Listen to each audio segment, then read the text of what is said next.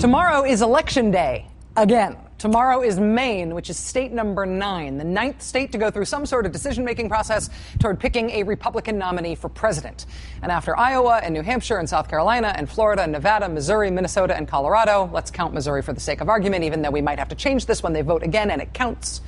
But counting Missouri, Rick Santorum has so far won 4 states. Mitt Romney has won 3 states. Newt Gingrich has won 1 state.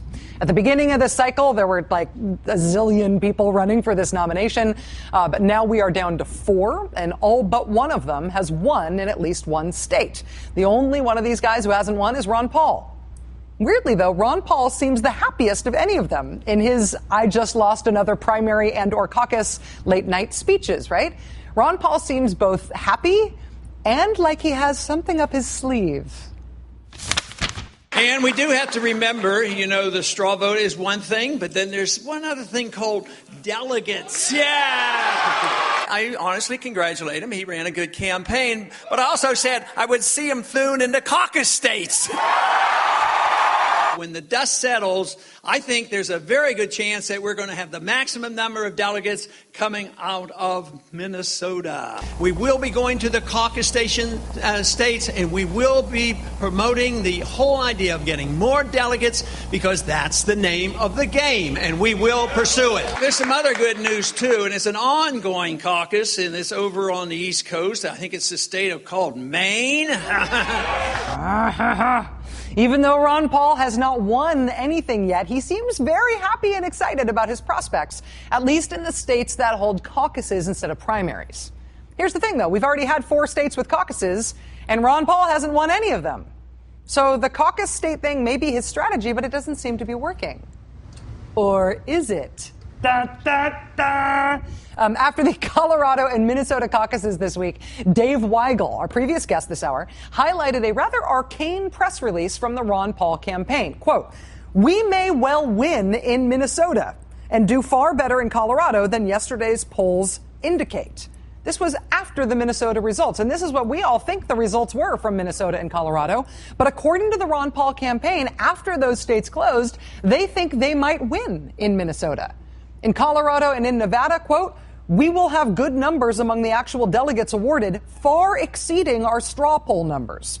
The campaign says also, in Minnesota, where we have finished a solid second, it's true Ron Paul beat Mitt Romney. Romney came in 3rd in Minnesota. But the campaign says, in Minnesota, where we have finished a solid second, we also have a strong majority of the state convention delegates.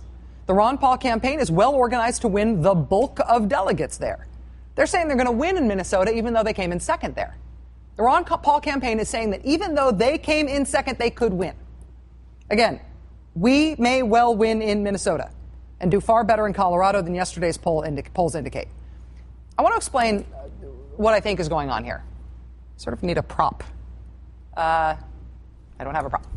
Let's say these are the people at the caucus. And the people at the caucus love Rick Santorum. Yay, we love Rick Santorum. A great majority of us here at the caucus, we love Rick Santorum. And after the caucus meets and they vote on who they support, the people running the caucus, the local Republican officials say, okay, people, you've expressed your views. You love Rick Santorum. You can leave now if you want, but we're going to stick around and do some party business. You can stay or go. It's up to you. And everybody goes, yay, we just voted for Rick Santorum. We love Rick Santorum. We're going to go home and launder our sweater vests or whatever. So after these people leave, what happens in the party business part of the meeting is that the delegates get chosen to go to the state convention. And the convention is where they're actually going to assign delegates to go to the national convention where the nominee of the Republican Party is chosen.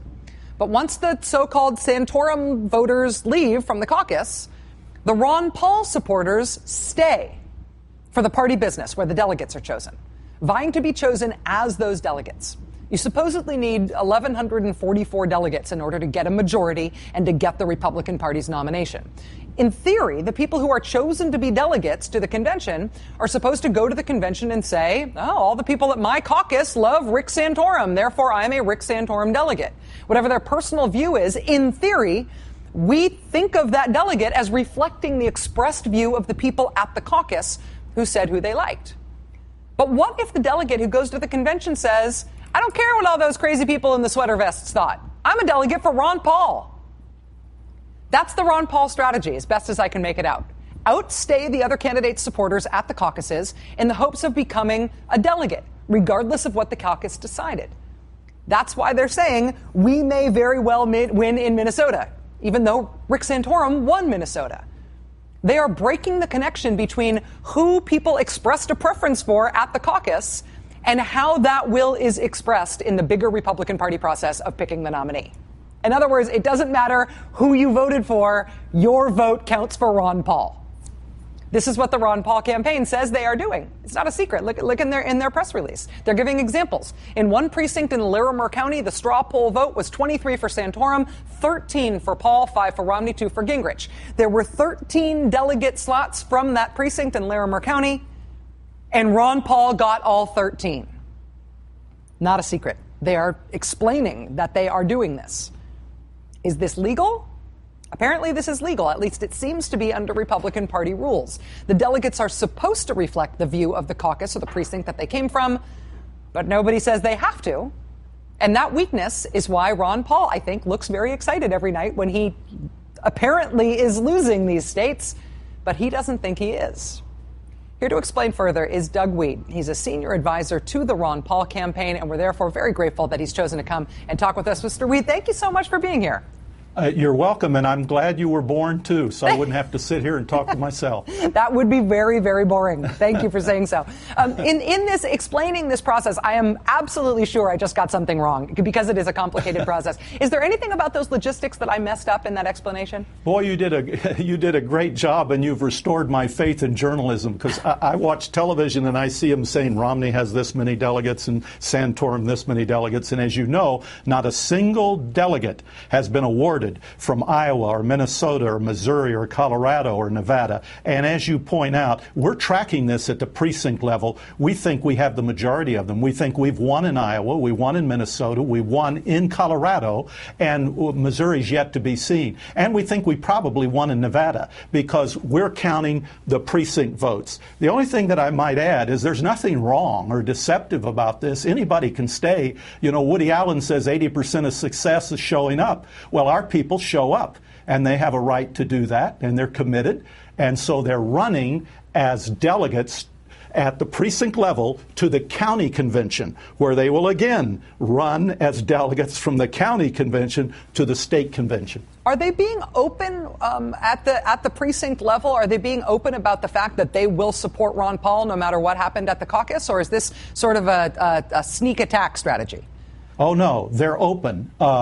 It's anybody can stay and anybody can vote. In fact, the party is resisting this as often as they can. There have been occasions where they dismiss the meeting and then relocate in another place to try to keep our people from participating. There are verbal memos that come down from the campaign. In Minnesota, there was a verbal memo, they don't dare put it in print, in which they told all the establishment Republicans, don't vote for any delegate under the age of 40. Because they knew it would be a Ron Paul supporter. So we're winning fair and square. And I should point out, all these rules were changed for Mitt Romney.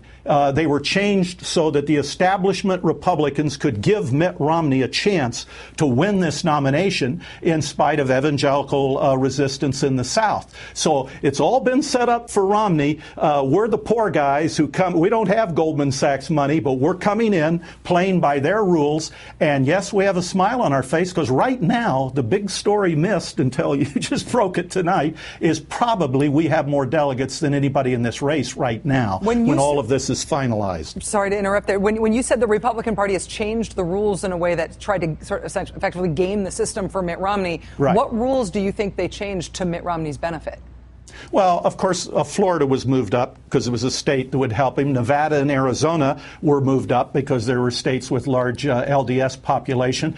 It was proportional in the South, so that if Romney pulls 20, 30% in the South, but because of his faith, a lot of evangelicals go to Gingrich or Santorum or would have gone to another candidate, he still would get something. He wouldn't be shut out. In a winner-take-all, if he's shut out in the South, he can't get the nomination because, remember, the South is loaded in the GOP because it often votes in the presidential elections for GOP. So it's not just population in the South. It's based on how their past voting patterns have been. So the South there's a lot of delegates in the South. So in that sense, it was gamed. And even the primary, the systems, the caucus systems were gamed for him because it was felt he had the money. And with the money, he could have the organization. We don't have the money, but we've got the organization.